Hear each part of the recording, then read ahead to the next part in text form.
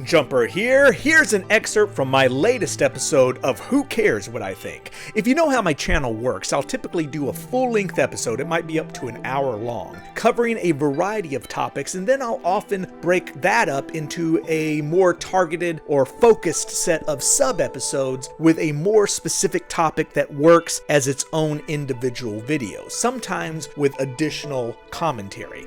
In this excerpt, I'm ending a discussion on Jim and the Holograms and segueing into the episode's primary topic, which in this case is Star Trek Strange New Worlds, which is about to drop its third season. Is modern Star Trek, and Strange New Worlds specifically, in danger of repeating the same mistakes that all but killed another 60-year-old franchise that in the 1960s had been one of the #1 shows on television? Its meteoric rise and whiplashing downfall came and went before the struggling Star Trek had even finished its own short original series run. It was called The Man From U.N.C.L.E.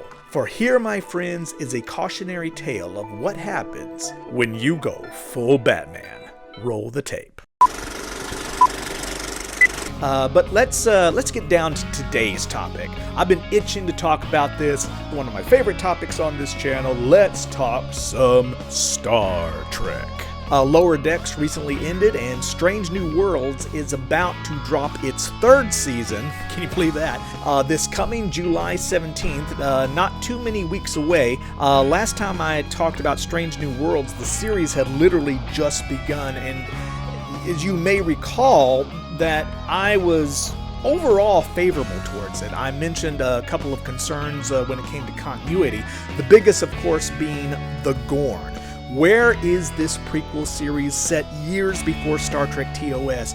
Where are they going with this storyline involving no less than 3 characters, Spock, Uhura, and Chapel, serving aboard allegedly the same Starship Enterprise, which years later encounters the Gorn unambiguously as a first contact situation in the classic episode Arena. And those same 3 characters, Spock, Uhura, and Chapel, and looks like this season we may be throwing Scotty into the mix, they supposedly served on this same ship that encounters them years later, and none of them have ever heard of the Gorn or bothered to mention that, yeah, they dealt with these jerks before, in open warfare no less, and the Federation knew all about them. You know, we're not talking about some character's unmentioned sister that happened to exist off camera somewhere, someone whom there's no reason to mention her because she's not relevant to the story at hand.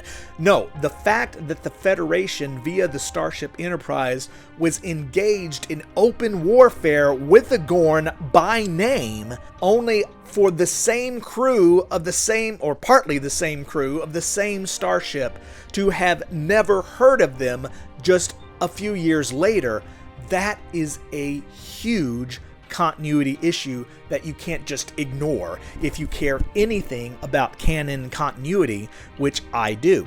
And I said at the time that I was a little concerned where SNW was going with this storyline, but at the time it was just starting to percolate. La'an had mentioned them, we saw a ship, but maybe they were going to be able to thread the needle where it would be some kind of isolated situation that would not completely break canon.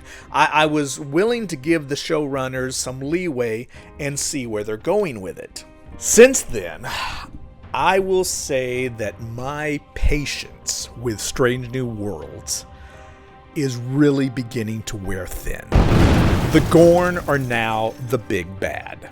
They're monsters now, lifted directly out of the Alien franchise. And as I mentioned, they're now in full open warfare with the Federation, just blowing up canon every bit as egregiously as Discovery ever did, and we all know that Discovery was a complete abomination when it came to continuity. Discovery disrupted the original series timeline, the so-called Prime Timeline, virtually beyond repair. But then here came Strange New Worlds, and for a minute there, I genuinely thought that Kurtzman and company, and CBS in general, we're finally starting to listen to the fans and make a genuine attempt to right the ship and maybe even find a way to repair at least some of the damage that Discovery had done to the timeline, so that if you squint hard enough, you might be able to pretend that this Discovery verse somehow manages to line up with the original series and TNG onward. They've blown that. And on top of that, while they're trying to be Star Trek aliens, or Star Trek xenomorphs, aliens versus Star Trek, whatever, now they're simultaneously trying to be Lower Decks. I mean, talk about tonal whiplash. And I like Lower Decks. I'm going to miss Lower Decks.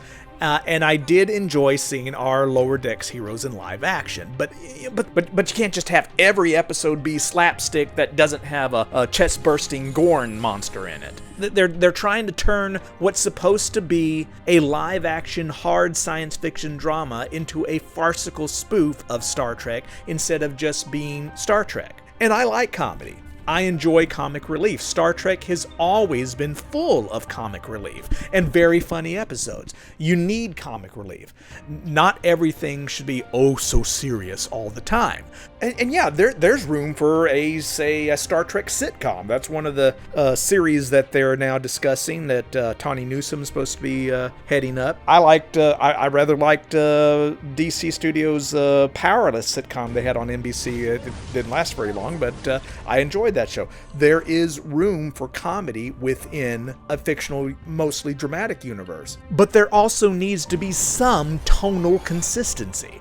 Are we doing Batman the Dark Knight, or are we doing Batman the comedy TV show from the 1960s? I love both of them, but you've got to pick which one you're doing. I mentioned a few minutes ago, I just finished watching the original Man From U.N.C.L.E. TV series from the 1960s, as well as the Girl From U.N.C.L.E. spinoff series, and then I finished up with the Return from the Man From U.N.C.L.E. TV movie. Wait, Return from the Man From U.N.C.L.E.? Wait a minute.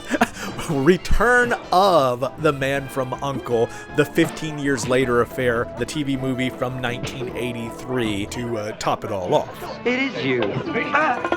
Had a great time watching it and all, but here's the point. At one point, The Man From U.N.C.L.E. was the #1 show on television. It was a worldwide hit. By their second season, they were blowing up the Nielsen's. Robert Vaughn and David McCullum couldn't go anywhere on the planet without just being mobbed by young women. But then along came Batman. Batman was a comedy. It was a deliberate spoof. It was satire.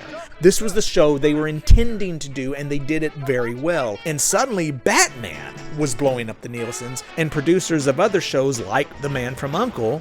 began to panic. They're like, oh my God, we're doing this dark, serious spy drama, and people want screwball Batman comedy. We've got to change the whole format to copy Batman. And so that's what they did. And as the second season of The Man From U.N.C.L.E. was rolling along, this fairly serious drama, it always had humor, but it was smart humor, often rather dark humor. It was a rather dark show. Its tone was becoming noticeably sillier by the end of that season, more Batman-like, more cartoonish. And by the third season, they just go full Batman. The show becomes ridiculous. And I'm saying that as someone who loves the Batman TV show, just like I love Lower Decks. But a show about the Enterprise is not Lower Decks, just like The Man From U.N.C.L.E. was not Batman. And when you have such a tonal shift, it's like getting whiplash. It's jarring to your audience and likely fatal to your show, which is what happened to The Man From U.N.C.L.E. in its third season and simultaneously to its spin-off series, The Girl From U.N.C.L.E., which was even more slapstick and equally jarring to an audience that wanted and expected a smart action drama, not a slapstick cartoon. The producers realized their mistake pretty quickly as their audience evaporated. By the end of The Girl From U.N.C.L.E.'s first season, which became its only season, they were starting to reinsert a more grounded, dramatic tone. Man From U.N.C.L.E. managed to eke out part of a fourth season before getting canceled mid-season, and they had shifted back to that serious, rather dark drama, whiplash the other direction. It's confusing and jarring to one's audience to go from a slapstick farce in one episode to xenomorph chestbursters in the next, as you're destroying canon along the way. And don't misunderstand, I love a variety of story types and genres. You don't want tonal stagnation. Classic Trek had everything from the monster of the week to deep philosophical morality plays to mystery, comedy to warfare. And again, you don't want oh so serious all the time, but it is a matter of degree. The difference between tonal variety and tonal whiplash. And I don't know, is it serious drama or is it comedy farce to have Nurse Chapel ripping through a horde of Klingons? I mean, come on. Okay, if it's La'an, I can buy it. La'an can be a girl boss. That's okay. La'an is, she's got Khan's DNA. La'an can tear through Klingons and I will buy it. Not Nurse Chapel. Give me a break. Oh, but Moonjumper, don't you understand? She had taken a super serum. You mean like Marvel? Captain America, that super serum doubled or tripled his body mass. It did do that to her. And what do you think? You think something like that might have come in handy somewhere down the timeline? We never see it again, just like we never see her genetic engineering serums that she invented, supposedly. We never see any of that ever again because nothing like that has ever been in Star Trek. And if I understand the trailers for this upcoming season, if I understand them correctly, Nurse Chapel's genetic engineering serums are so good it can completely transform someone's not just body and personality, apparently, into a Vulcan. It even will change their hairstyle. Come on, man. I mean, this is like Hanna-Barbera Super Friends kind of stuff. And then you do a musical. And stop the tape. The controversial Star Trek musical, Subspace Rhapsody. I let you know what I think on that one in my latest full 1-hour episode of Who Cares What I Think, linked down below and at the end of this video. You might even be a little surprised what I have to say about it, and what if I fix it? Rewrite it so that it actually fits into pre-existing canon. Check it out, link down below. Meanwhile, have you seen The Man From U.N.C.L.E. starring Robert Vaughn and the late NCIS icon David McCallum in his brash younger days? Have you seen the much rarer The Girl From U.N.C.L.E. starring Heart to Heart Stephanie Powers and Noel Harrison, son of the great Rex Harrison? Or even rarer, Return of the Man From U.N.C.L.E., the 15 years later affair, the 1983 TV reunion movie, or of course, the much more recent Henry Cavill reboot? Do you love or hate that iconic 60s Batman series, which I believe still has the coolest Batmobile still to date? And of course, is Strange New Worlds following a concerning path as I just described? Let me know down in the comments. Just keep it all polite and family friendly. From deep in the heart of Texas, I am Moonjumper. Be sure to like, share, and please, please, please do subscribe. I truly appreciate it. See you next time. Who cares what I think?